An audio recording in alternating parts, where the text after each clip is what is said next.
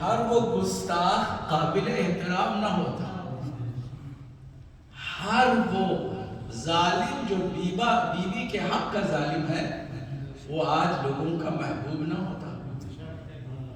اگر ان لوگوں کے ناموں پر مدرسے ہیں، مسجدیں ہیں، بہت سارے اچھے کام ان کے ناموں پر کیے جا رہے ہیں، تو اس کا مطلب یہی ہے کہ بیوی کو آج تک مسلمانوں نے نہیں پہچانا۔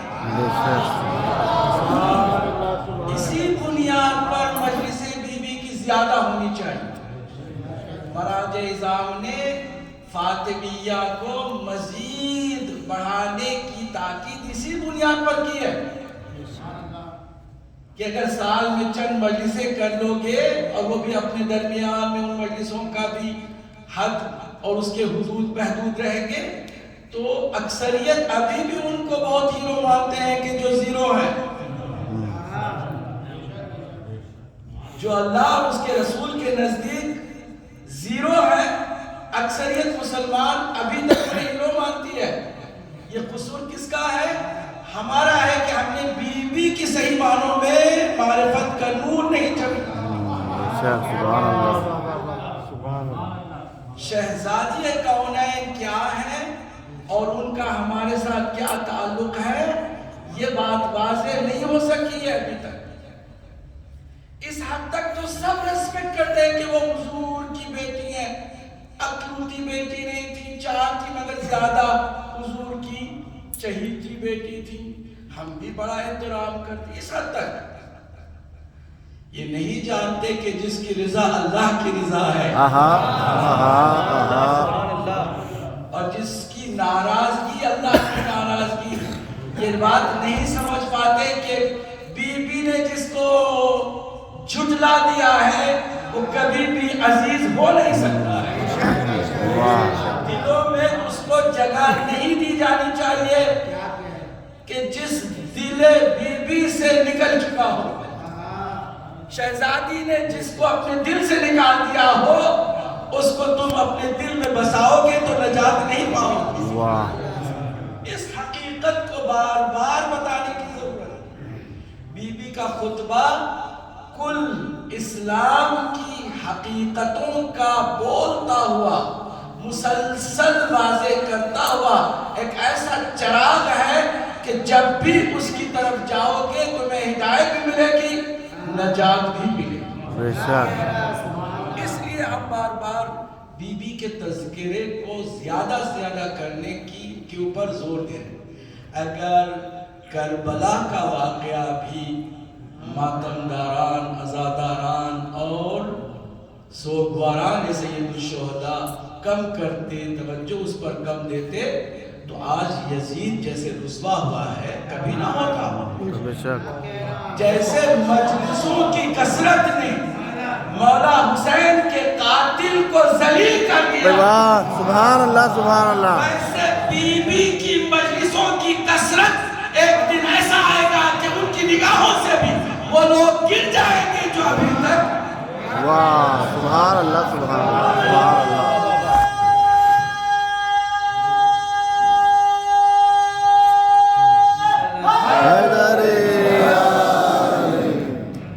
اور اس جملے کو بغیر مبالغے کے آپ کے سامنے رکھتا ہوں، پوری ذمہ داری کے ساتھ رکھتا ہوں، پوری توجہ سے سنیے گا۔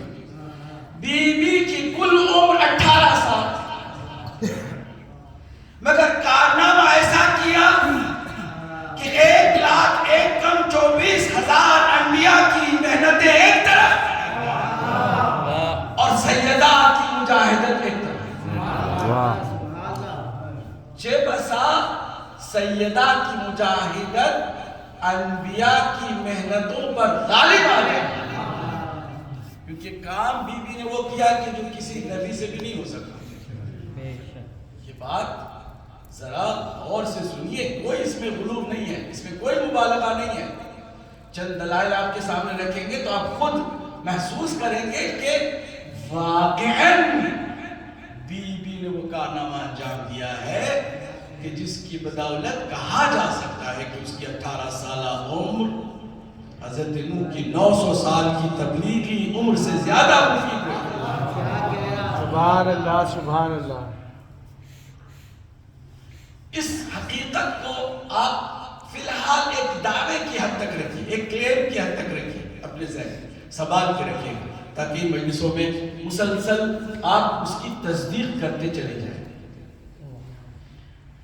گفتگو کا عنوان ان مجلسوں میں, چونکہ وقت بہت کم ہے, کل 5 مجلسیں ہی پڑھنی ہے, اور 5 مجلسوں میں اس موضوع پر بات کرنا واقعی نہیں مشکل کام ہے. کوشش کریں گے کہ ہم اپنی خطابت میں تیزی پیدا کریں, تو آپ اپنی سماعتوں میں بھی تیزی پیدا کریں, تاکہ ساتھ ساتھ ہمارا یہ سلسلہ آگے بڑھے. ورنہ اگر میں تیز بولتا چلا جاؤں گا اور پیچھے رہ جائیں گے آپ, یا آپ کی سماعتیں پیچھے رہ جائیں گی, کن رہ جائیں گی, سست رہ جائیں گی, تو اس میں جو کچھ آپ مس کریں گے اس کے ذمہ دار آپ خود ہو کے میں نہیں رہوں گا. اس لیے آپ سے گزارش ہے کہ تم مسلسل سنیے گا گفتگو کو, اور اگر کسی وقت مس بھی کریں تو آج کل الحمدللہ یوٹیوب وغیرہ کے ذریعے سے آپ کو دوبارہ سننے کا موقع مل ہی جاتا ہے. ضرور سنیے گا, کیونکہ گفتگو انشاءاللہ مربوط ہوگی, مرتبط ہوگی, مسلسل ہوگی, اور پھر ان گفتگو سے آپ کو اور مجھے اپنی دنیا اور آخرت دونوں میں فائدہ اٹھانا ہے. وہ فائدہ بھی آپ کو ملتا رہے گا.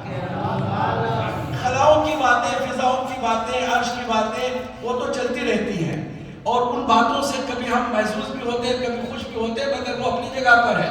مگر ہم زمینی حقائق کو لے کر کے بیوی کی عظمت اور معرفت اور اس کے کارنامے کو سمجھنے کی کوشش کریں, پھر دیکھیں کہ ہم کہاں پر کھڑے ہوئے ہیں.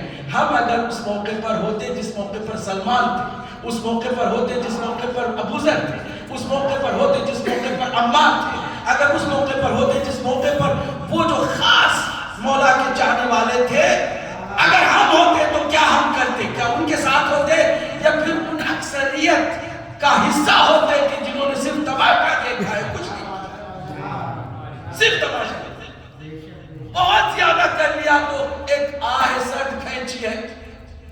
سنا ہے کہ سیدہ کے دروازے پہ لوگ جا رہے ہیں, سنا ہے, آگے بھی آئے, دیکھا بھی ہے, افسوس ہے, ایسا ان کو نہیں کرنا چاہیے تھا. بس اسی حد تک اکثریت تھی نا. کیا ہمارا حال بھی ان اکثریت کے ایٹیٹیوڈ جیسا ہی ہے, یا ہمارے اندر کچھ تبدیلی ہے؟ نہیں, ہم وقت پڑے تو ابو ذر بھی ہیں, وقت پڑے تو ہم سلمان بھی ہیں, وقت پڑے تو ہم مقداد بھی ہیں, وقت پڑے تو ہم عمار بھی ہیں, وقت پڑے تو میسر بھی ہیں. ان سب باتوں کا ہمیں اسی وقت اندازہ ہوگا کہ ہم ماضی کو آئینہ بنائیں اور اپنے حال کو اس ماضی میں دیکھیں. اپنا چہرہ خود دیکھیں, کسی کو بتانے کی ضرورت نہیں ہے. ہر کوئی یہاں پر الحمدللہ اپنے حالات سے زیادہ واقف ہے, اس کی سوچ سے واقف ہے, اس کے عمل سے واقف ہے, اس کے خیالات سے وہ خود واقف ہے. وہ خود دیکھے اور اس ماضی کے آئینے میں دیکھے کہ وہ کہاں پر ہے, اور وہ کہاں پر ہوتا اور کہاں پر اسے ہونا چاہیے تھا. یہ بہت مجلسوں کا فائدہ یہی تو ہے نا. مجلسوں میں اگر ایسا نہ ہو, اگر خالی ماضی کی باتیں, وہ بھی اچھی باتیں, میٹھی باتیں ہوں, اور ہمیں صرف مزہ آئے اور محسوس ہوتے رہے اور نعرے لگا کے خوش ہو کے چلے جائیں, تو اس سے وہ فائدہ جو ظاہری ہے وہ تو آپ کو مل جائے گا, مگر حقیقی فائدہ آپ کو نہیں مل سکے گا. اس لیے گزارش ہے کہ آپ مسلسل توجہ کے ساتھ سنیے گا. تمام سماعتوں کو بھی آپ تیز کر لیجیے گا. تیار ہے بالکل آپ؟ بسم اللہ. ایک جاندار صلوات پڑھ دیں. اللہم صلی علی محمد وآلہ محمد. وہ بی بی کا کارنامہ کیا ہے کہ جو حضرت نوح علیہ السلام کی تبلیغ سے بھی زیادہ بھاری ہے. وہ کیا کارنامہ ہے بی بی کا کہ باقی انبیاء کی ساری محنتیں پھیکی پڑ جاتی ہے بی بی کے اس کارنامے کے مقابل میں. اس کو آج ہم سمجھنے کی کوشش. وہ کارنامہ کیا ہے؟ فدیہ کا مطالبہ, یس سر کہیے, ہمت سے کیجئے بات. یہ کارنامہ فدیہ کا جو مطالبہ ہے, یہ کارنامہ ہے, یس سر نو, یس یا نو, دو باتوں میں سے ایک بات کہیے, یس یا نو. میں بات کر رہا ہوں وہ کارنامہ یعنی ٹوٹل بی بی کی یہ محنت ہے کہ کسی طرح فدق جو ہم سے چھین لیا گیا ہے اس کو واپس میں لے لوں. ٹھیک ہے, یہ کارنامہ ہے جو حضرت نوح علیہ السلام کی محنت سے زیادہ مفید ہے. وہ مل بھی جاتا تو اس زمانے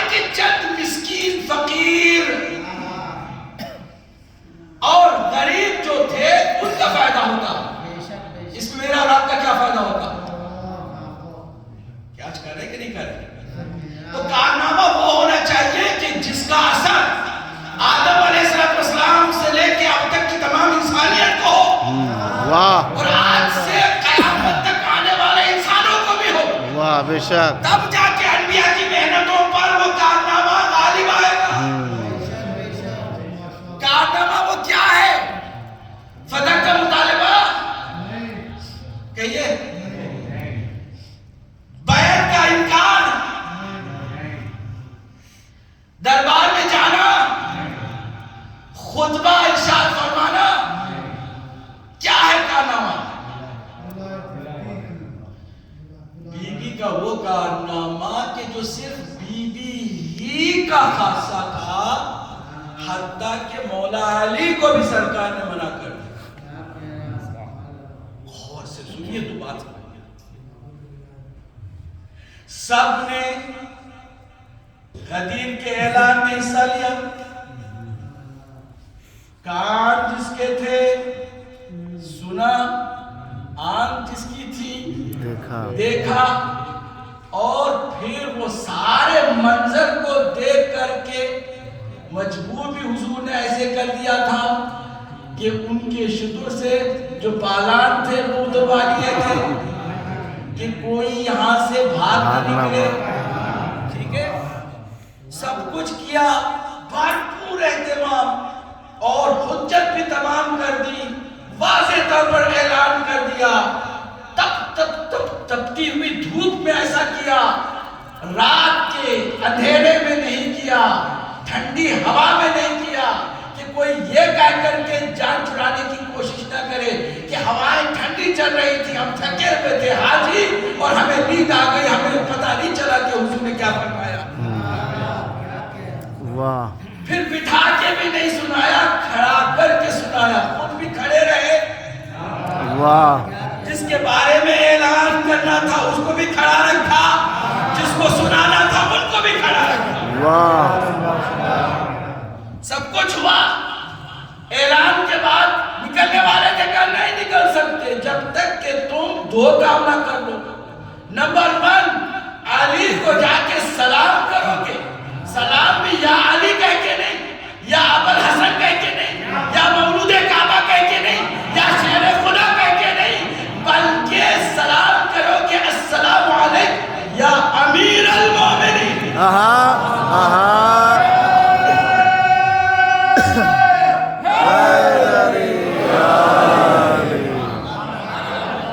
امیر المومنین مانو، اگر تم مومن ہو تو امیر مان کے چل. حج کر لیا ہے نا، اب تمہارے اختیار میں حج کے بعد بھی تم غیر مومن بن جاؤ، یا حج کے بعد مومن ہونے کی سند بھی لیتے جاؤ. مومن ہونے کی سند یہ ہے کہ تم اپنے امیر کو پہچانو، پہچان کے امیر المومنین کہہ کے سلام کرو. ایک یہ کام. دوسرا، بیعت کرو. بیعت کرو. کچھ صحابہ نے اس سے بھی زیادہ تیسرا کام بھی کر دیا. بھئی میں کوئی غدیر نہیں پڑھ رہا، میں بتانا چاہ رہا ہوں کہ کیا ہوا.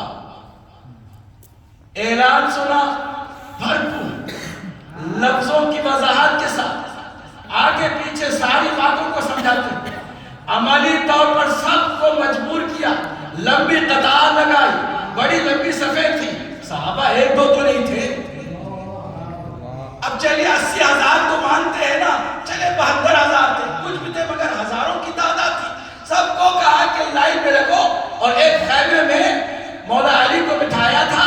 کہا تھا کہ ہر کوئی اب آئے گا، آپ کو سلام کرے گا، پھر آپ کی بیعت کرے گا. دو کام.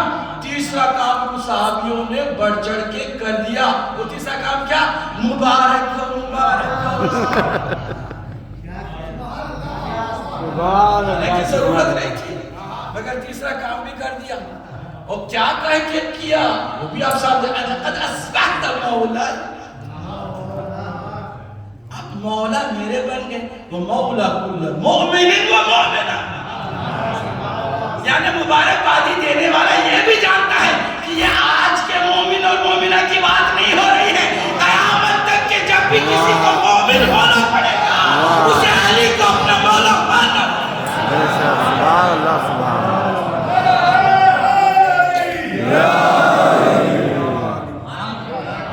مولا ماننا پڑے گا. مومن یا مومن ہر ایک کا آپ مولا بن گئے. ٹھیک ہے. یہ 3 کام بھی ہو گئے، سب چلے گئے. اب مولا علی ہیں اور وہ مولا محمد ہیں، دو مولا ہیں.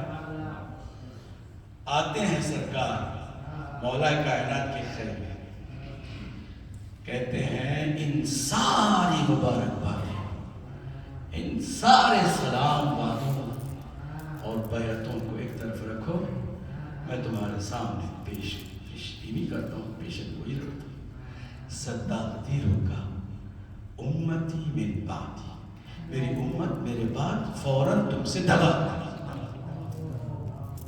کیا کرے گی. اور میں ایک لفظ کا ذمہ دار ہوں. یہ ساری عبارت جو میں پڑھ رہا ہوں نا اہل سنت کی کتابوں میں، اہل سنت کی کتابوں میں ہے. مستدرک علی صحیحین جو صحیح بخاری صحیح مسلم کے ٹکر کی کتاب ہے، حاکم نیشابوری نے اس کو لکھا کہ سرکار نے مولا کائنات کو یہ فرمایا صدقتی روکے ان قریب، بہت جلد دغا کرے گی میری امت میرے بعد. پھر سرکار مولا کائنات نے پوچھا یا رسول اللہ وہ دغا کرے تو میں کیا کروں؟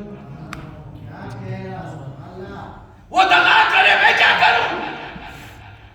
کہا علی تمہیں کچھ نہیں کرنا ہے، صبر کرنا ہے. تلوار نہیں نکالنی وہاں سے. خیبر خندق تمہارے بہت آسان تھا، تمہارے لیے مرحب کو بچانا بہت آسان تھا، مگر اس کے بعد کی منزل تمام جتنے بھی مارکے تم سارے مارکے تم سے بڑا مارکا ہے کہ تمہیں صبر کرنا ہوگا. اب جو میں بتا رہا ہوں کہ بی بی کا کارنامہ کیا ہے، توجہ. بی بی کا کارنامہ وہ ہے کہ جس کے انجام دینے سے خود مولا کائنات کو بھی سرکار نے روک دیا. اب ایک بات بیٹی سے بھی کہہ رہی ہے، بالکل ایک گھر میں ایک چھت کے نیچے رہنے والے علی ہیں اور اس کی شریک حیات شریک زندگی سیدہ کائنات بھی ہے.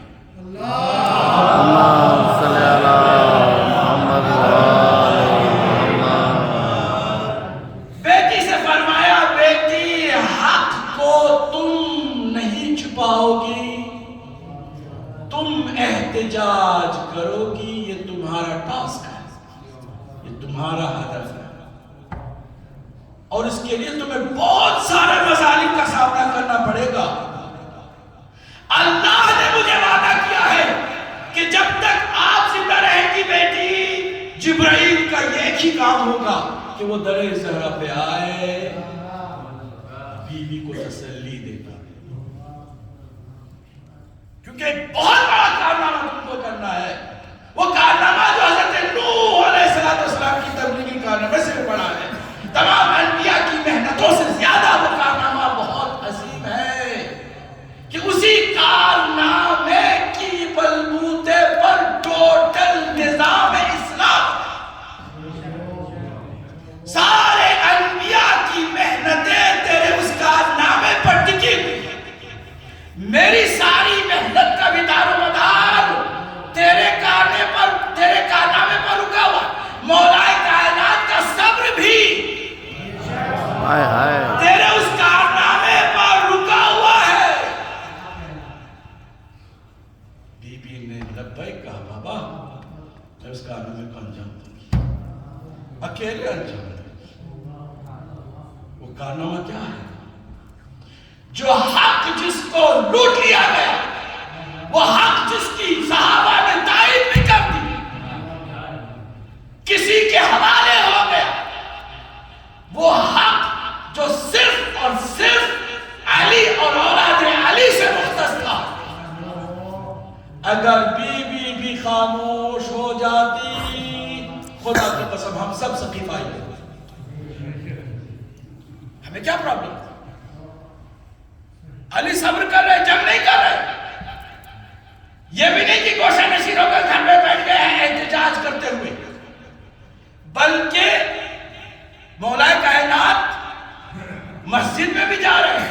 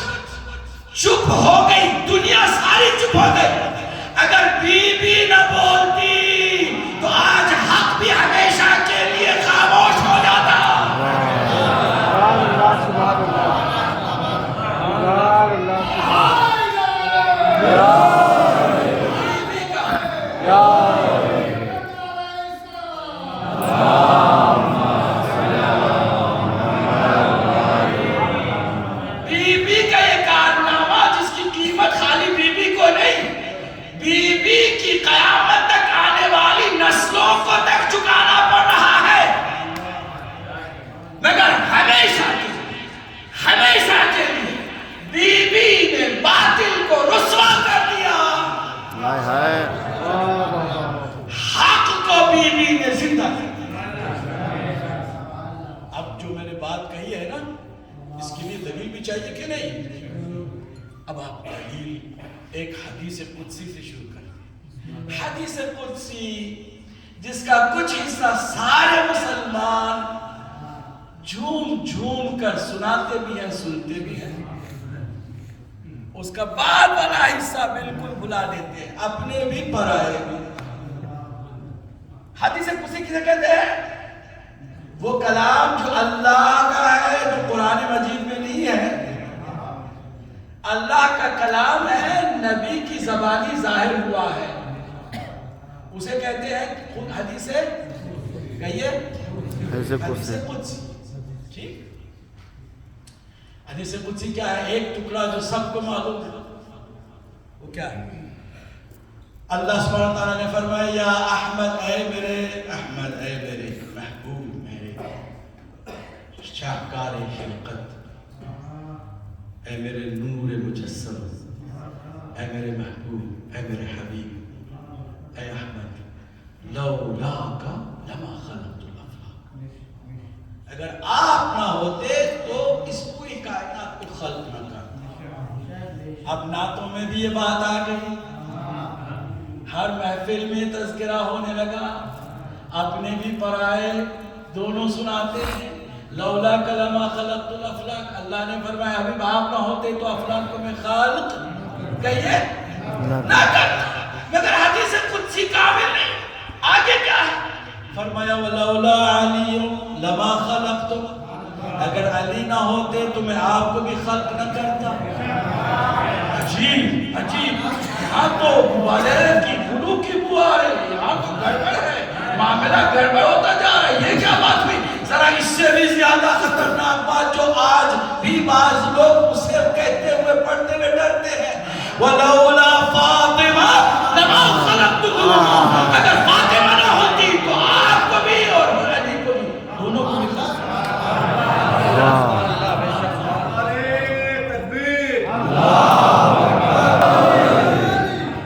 اب ذرا تسلسل کو دیکھیے.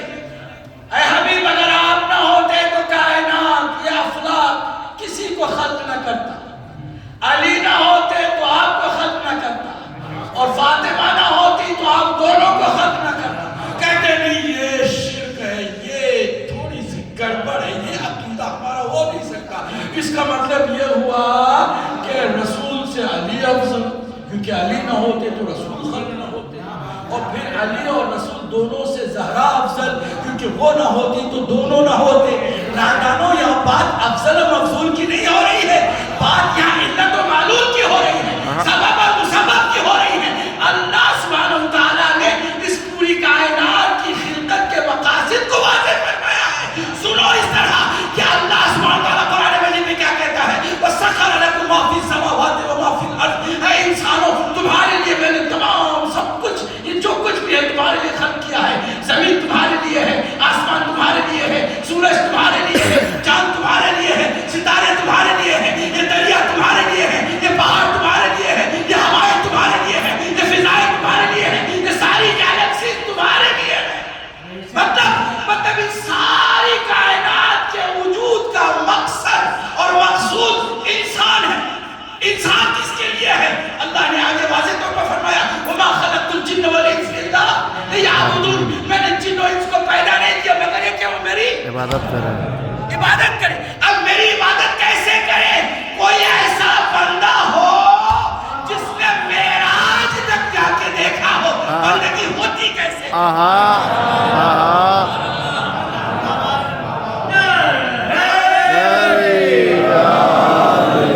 بندگی کون سکھائے گا؟ اگر اس پوری کائنات کو میں نے خلق کیا تھا کہ انسان کے اختیار میں ہو, انسان میری عبادت کے لیے ہو, میری عبادت ہو نہیں سکتی جبکہ میرے حبیب کی رسالت نہ ہو. اور رسالت ہوگی, عبادت کا مفہوم واضح ہوگا, آگے خالی رسول کی رسالت ہوگی تو اس کی گواہی کون دے گا, اس کو انڈوز کون کرے گا, اس کے اعتبار کو کون بڑھائے گا. آگے قرآنی ہے, سورہ رات کی آخری آیت ہے, کیا وَيَقُولُ الَّذِينَ كَفَرُوا لَسْتَ مُرْسَلًا, یہ لوگ جو کافر ہیں آپ کو رسول نہیں مانتے, کہتے ہیں آپ مرسل نہیں ہیں, آپ رسول نہیں ہیں. आप इससे क्यों घबराते हैं? आप क्यों परेशान होते हैं? पूरी दुनिया ना माने आप रसूल हैं, सिर्फ 2 गवाहियां चाहिए हैं, एक भेजने वाला गवाही दे दे जो कि मैं हूं। इसीलिए कह दीजिए या रसूल अल्लाह, ऐ मेरे हबीब कह दीजिए, कुल कफा बिल्लाहि शहीदन बैनी व बैनकुम व मन इंदहु इल्मुल किताब। मैं भेजने वाला गवाही दे रहा हूं कि आप रसूल हैं, और एक जमीन पर अबू तुराब है जिसके पास कुल्ले किताब का इल्म है, वो अगर गवाही दे दे कि आप रसूल हैं तो आपके लिए काफी है। सारे दुनिया के इंसान जाए पूरी दुनिया। इसीलिए आप कहते हैं कि अगर नबी हजरत नूह की पैरवी करने वाले, इताअत करने वाले और ईमान लाने वाले कम हैं, तो नबी नूह की किसी अजमत में कोई कमी नहीं आती है। पूरी दुनिया भी ना मानती, 900 साल मेहनत करने के बावजूद, हत्ता घर की बीवी ना मानती और बेटा भी ना मानता, तब भी नूह अलैहिस्सलाम उलुल अज़्म पैगंबर है। ये है कि नहीं है? क्यों है? इसलिए कि भेजने वाले ने गवाही दे दी तो काफी है। और चूंकि ये कयामत तक चलने वाली रिसालत है रसूल की, इसलिए खाली भेजने वाले की नहीं, एक ऐसे इंसान की भी गवाही चाहिए कि जो उसी की तरह बिल्कुल मासूम हो, इल्म कुल का मालिक हो। अब बताइए, अब वो जो हदीस है दोबारा दोहराऊं तो आपकी समझ में आ गई कि नहीं आ गई? लौला कलमा खलक़तुल अफ़लाक, हबीब आप ना होते तो अफलाक को खल्क न करता। अफलाक मैंने पैदा इसलिए किया कि इंसान ना होता तो अफलाक न बनाता, इंसान बनाया अफलाक के मकसद को पूरा करने के लिए। इंसान को मैंने इबादत के लिए पैदा किया। इबादत आप समझाएंगे तो समझ में आएगा, आप बताएंगे तो इबादत का हक अदा करेंगे बंदे। तो फिर आप ना होते तो इबादत का मकसद भी पूरा ना होता। इसलिए आप ना होते तो मैं कायनात को फुजूल ऐसे ना बनाता, और अगर अली ना होते तो आपको भी ना बनाता, क्योंकि जब आपकी रिसालत को कोई एंडोर्स करने वाला ही वाह सुभान अल्लाह। आपकी रिसालत की कोई तस्दीक को तायद करने वाला आप जैसा मासूम ही नहीं है, तो फिर आपको बना के क्या करूंगा? इसलिए अगर अली ना होते तो आपको भी ना बनाता। अब बात समझ में आई? आगे की बात और भी वाज़ेह है। अगर फातिमा ना होती ना आपको बनाता ना अली को। क्यों? इसलिए कि फातिमा ही ने रिसालत को भी बचाया है, विलायत और इमामत को भी सुभान अल्लाह सुभान अल्लाह सुभान अल्लाह सुभान अल्लाह। मैंने इसीलिए